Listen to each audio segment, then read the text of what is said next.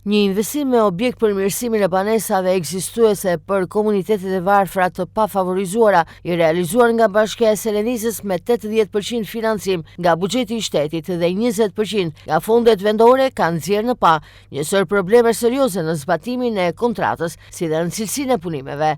Kontrata për punë publike me vlerë 25.055.246 lek PATVSH është lidhur në datën 24/10/2023 me afat fillestar 180 ditë dhe i shtyr me 30 ditë pas një amendimi në prill të 2024-s. Punimet nisën më 7 nëntor të 2023-shit, ndërsa akti i kolaudimit është realizuar më 27 qershor të 2024-s. Certifikata e përkohshme e marrjes në dorëzim është hartuar më 24 korrik të 2024-s. Në proces janë përfshirë 40 banesa, sipas vendimit të Këshillit Bashkiak me numër 8 i datës 26 janar 2023, ku janë miratuar përfituesit. Në raportin e kontrollit të lartë të shtetit u konstatuan një sër mangësish dokumentacioni dhe specifikime teknike. Nga verifikimi i dosjes së zbatimit, rezulton mungese e certifikatave të cilësisë dhe raporteve të testimit për disa materiale ndërtimi, si tjegulla importi, pllaka për shtrim, materiale plastike për tavanet e të tjerë,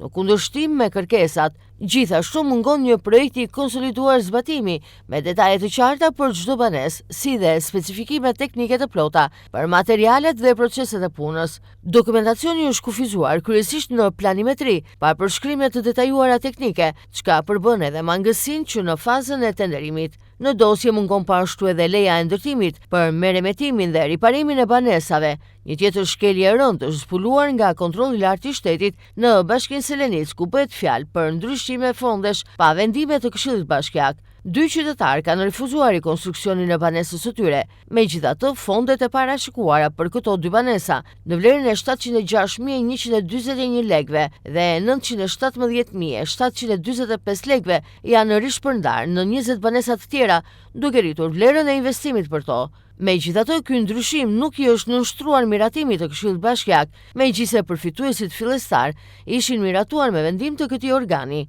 Përpasoj, shuma e 1.623.886 lekëve konsiderohet përdorim pa ekonomikitet dhe në kundërshtim me vendimin e Këshillit Bashkiak. Sipas verifikimeve në teren, bën me dije KLSH në 20 banesa kanë evidentuar mospërputhje të shumta mes preventivit të miratuar dhe punimeve faktikisht të realizuara. Sipas raportit të KLSH-s janë konstatuar zëra të pakryer ose të realizuar pjesërisht si printuese grez importi, shtres me pllaka grez porcelani, tavani varur plastik, suva brenda mur tulle, suva solete, patinim tavani me stuko veneciane, boj hidroplastike, veshje me pllaka majolike, tavan me dëras, çati me kapriate dërase, dritare duralumini, dyer të brendshme druri, ulluk vertikal dhe horizontal si dhe punime elektrike.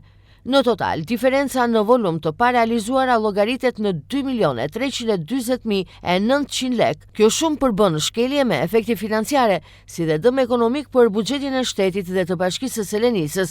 Ndërkohë, KLSH në raportin e saj bën me dije se ka dyshime po ashtu edhe për cilësinë e punimeve. Përveç mungesës së volumit të plotë të punimeve, nga verifikimi në terren rezulton se punimet e kryera nuk paraqesin cilësinë e duhur. Në mungesë të specifikimeve teknike dhe dokumentacionit të plotë të cilësisë, materialet e vendosura krijojnë risk për standarde të papërshtatshme ndërtimi. Për këto veprime dhe mosveprime ngarkohen me përgjegjësi përfaqësuesi i subjektit të mbikëqyrjes, përfaqësuesi i kolaudimit si dhe grupi i marrjes në dorëzim të punimeve. Një investim i destinuar për komunitetet më të varfra, që do të duhet të ishin shembull i transparencës dhe korrektësisë, përfundon në nhijen e dyshimeve për keq menaxhim, mungesë kontrolli dhe dëm ekonomik. Pyetja që mbetet është: kush do të mbajë përgjegjësi për 2.3 milion lekët e punimeve që rezultojnë vetëm në letër?